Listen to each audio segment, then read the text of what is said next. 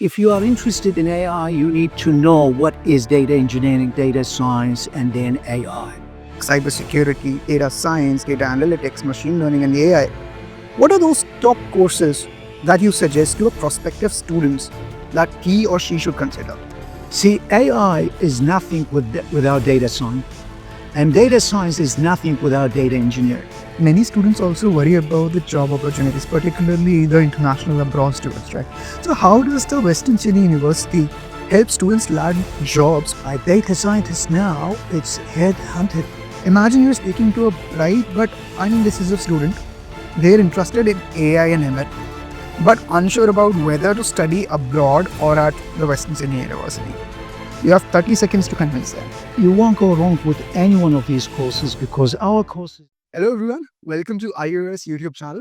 So with AI, machine learning and data science, these fields are changing the world. And if you're a student who's thinking of pursuing a career in any of these domains, studying abroad could be your game-changing moment. But how do you choose the right university and the right program and the right path? All these questions I'm sure would be popping up into your mind. So today we have someone who can answer all of these questions. Joining us today is Associate Professor Kenan Matawie from Western Sydney University, a renowned academic in the computer science field. We'll talk about everything from how to get into WSU to what's happening in the AI space globally. Professor Kenan, welcome. We're thrilled to have you on our channel. Thank you. How has your visit been doing here so far? Excellent, great, very interesting. Yeah, very nice country. We went a lot of places. Very interesting. Oh, yeah. I love the weather. I think it was booked for us. So, Professor, I'll dive right deep into it, with computer science being one of the most popular and the most sought after field for Indian students. The students are like a little confused. With so many universities worldwide, what makes the Western Sydney University stand out from the others? Wow. Well, first with the courses, we've got about 17 bachelor courses, and we've got about 11 master courses. Now, from those bachelor at the 17, well, of course, there is about 5 or 6 of them. They are really very popular courses, and there's a high demand on these courses, including, of course, very stable course, which is computer science, and now very much demand on ICT, information communication technology, and of course, data science, and hopefully with a master's degree, data engineering. All of these courses is really coming from our school, which is a world-class academics, very cutting-edge curriculums, very well connected to the industry, to the work, and to the, of course, department in the area. So it is really students should we will make the student ready after graduation immediately to start working. Not like many other universities, it's mainly based on theoretical, units or subjects. But with our degrees, with our curriculum, we are trying to make the students well placed in the industry and the work area. Got it, Professor.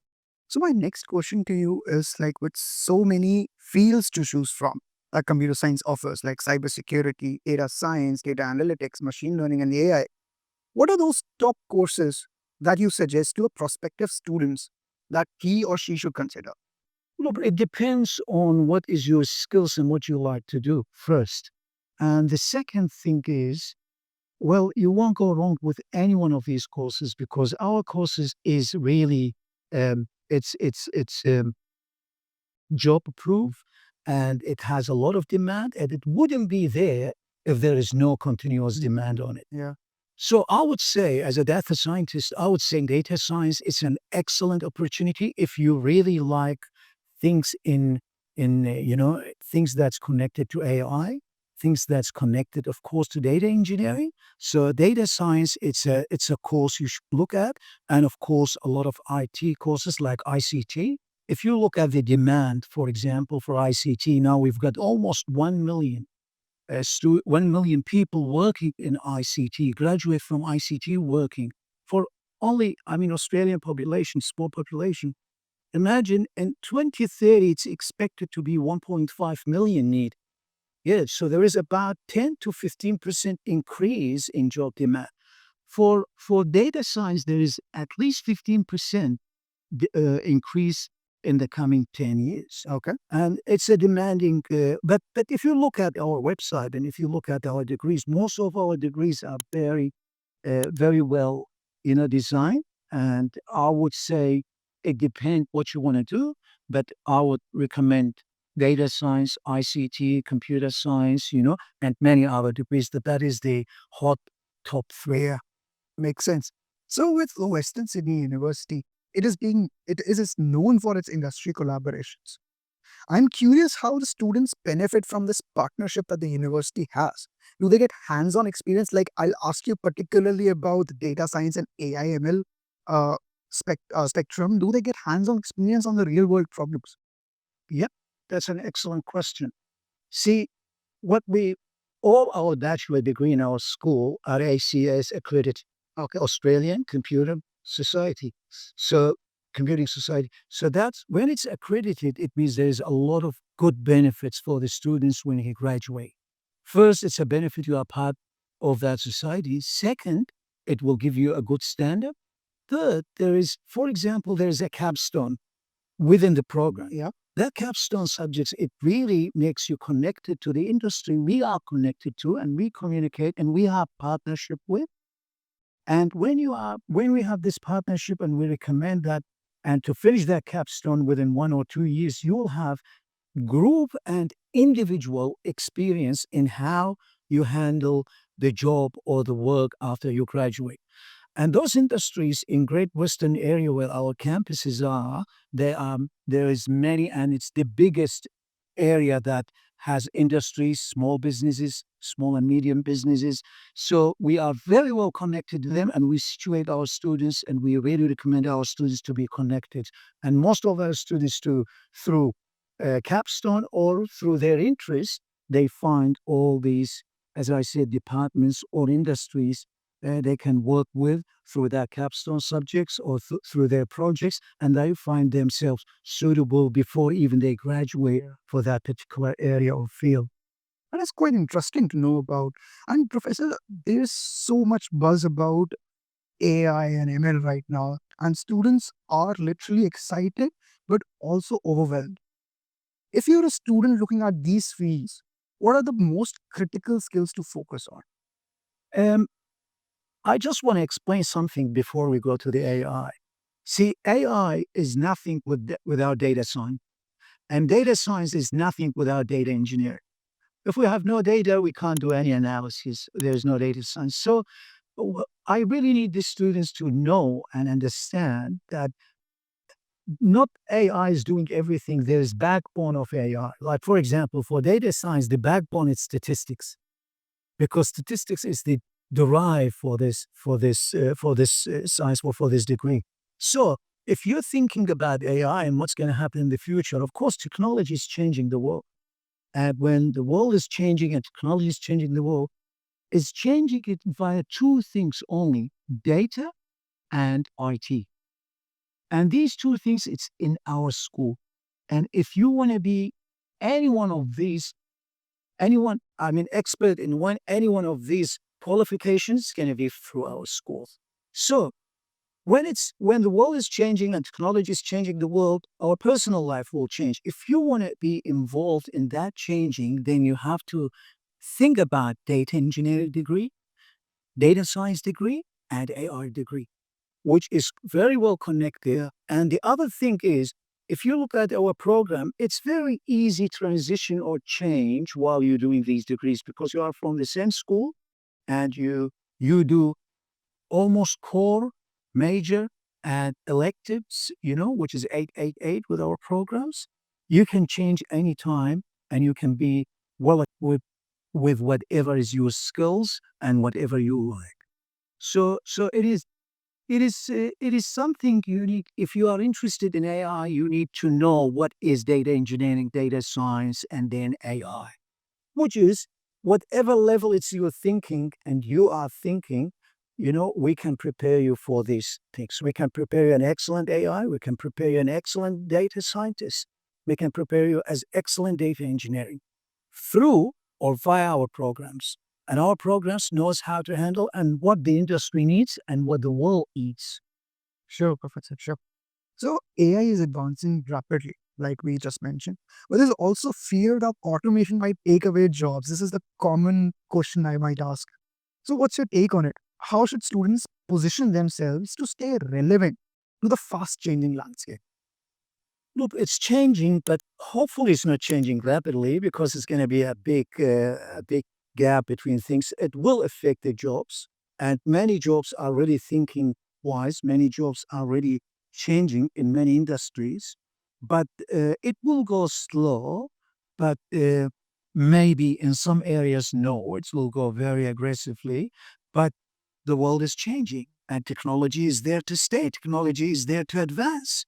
So these students, my advice to them is keep an eye and a wide open eye on the area of AI, data science, data engineering, because it's going to be a must for every industry, for every department, for every place that needs to advance and needs to use what's happening in the world, or needs to have at least um, needs to have at least a, a competitive, position with the others. Because there is no one industry unique in the world. There's always competitors. So all of them are really trying to use AI, and AI is really reaching every single industry now. I even about maybe 1 week ago, there was an industry. I was just watching what they're doing. They already announced AI. It's coming to this industry, which I thought it's going to take 1 to 2 years to reach that industry. But it's already a time of weeks that AI is reaching there in terms of data handling, in terms of reporting, in terms of anything, you name it, AI is taking over. For example, radiologists, they are too much worry here because the best radiologist report on any scan, it's from AI. Even the radiologists themselves, they saying we can't produce such an incredible report. So imagine for every maybe hundreds radiologists, you need just one checking what's AI's report, which is much more predictable, much more reliable, much more accurate. Imagine that in different area and different sectors, and imagine how much employment they need in that area. So how much, of course, when I say AI, I say data scientist and data engineering is needed. So if a student wants to prepare for that jobs, things, it's a job-proof area, data science, and I believe that's going to be for another maybe 10, 20 years time. And the demand is increasing every year. The job title is changing every year. I can see job titles I've never heard about, like data strategist. I've seen on-time modeler, which is accident, ambulances, and a lot of other places in the health. So there is a lot of changes, a lot of things is coming up, and that area it's going to be more focused, more demand on it. If I can gather, like if I can summarize it, it's more about like in the previous days, it was a general use case, a general term, AI being used to represent all of the solutions, let's say face recognition, pattern recognition. But now with AI's development, data science development, data engineering's development, what we have today is very specific solutions to very specific problem, like you just mentioned, the one in the healthcare or the one, the real time, on time modeling, right? So I think it's more about that. Coming forward, I would like to ask you a little personal question. Like I mentioned, I am a software engineer at Microsoft, right? So from that perspective, if I ask you like, should I specialize in data science, AI, machine learning, or should I try and build my strong foundations more around the basic computer science? What's your advice? What's your take on that? Look, it's integrated areas. Like, look, I have PhD students. Some of them are very strong in computer science, and they come from that area. They do a better job in terms of the project in that area. Okay. While if you are a data scientist, you will focus on different direction rather than the computer one. But You need a little bit of that, a little bit of that, but you have to be expert in one area. Yes. So if you are a data scientist, you definitely need programming. You need, you need a lot of subjects like what you did. But again, you will be up to a certain limit. When it gets to a little bit more scalable, then you have to really get help from that expert. And that is what's happening in this area.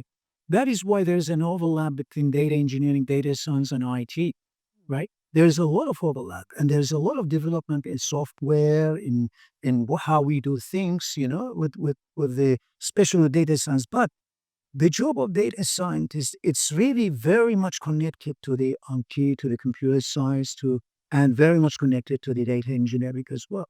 So I would say it depends on what do you see yourself. You can do something more in that particular degree, and you can specialize more. And you don't believe this, what you just said, it's one of the discussion we have when we create degrees. How much easy, how much soft is someone who didn't like that can move into the other one. We even have a degree in master's called ICT/data science.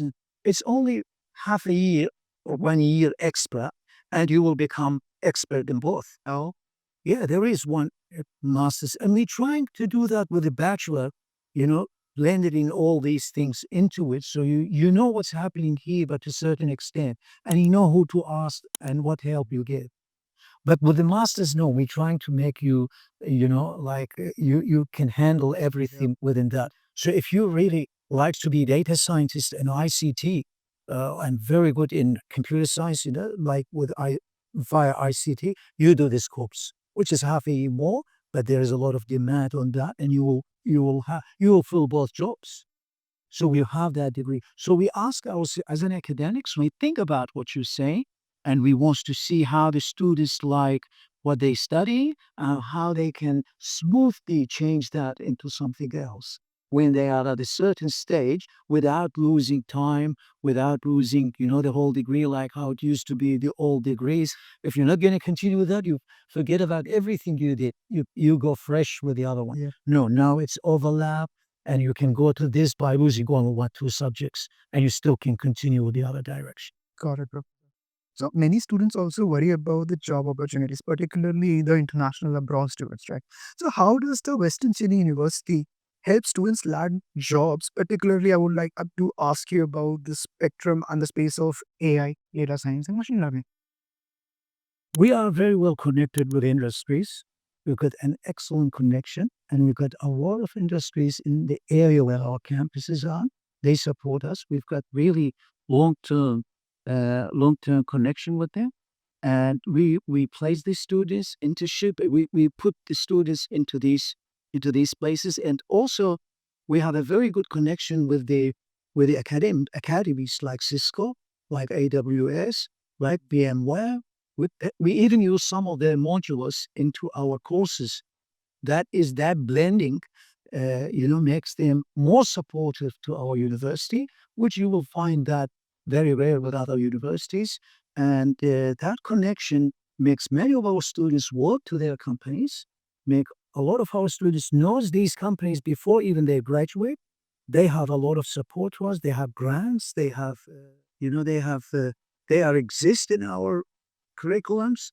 And also these industries, they are very well supported. They are very well funded. They fund our students, and students, both all our capstones or research or things they need to know before they graduate about these companies, we put them in connection with them, as I said before, and they really get an excellent experience. I believe in this term, our university, it's one of the most universities uh, out in the front with the industry, with the jobs, with the connections, with knowing what the students they it is student centered university, honestly. And also it's industry connected university. And that's why it's so popular. And that is why it is really a lot of students like the way we're putting together our courses and our curriculum. That is wonderful, Professor. So now let's change the gears a bit. We have a quick challenge for you. Imagine you're speaking to a bright but undecisive student.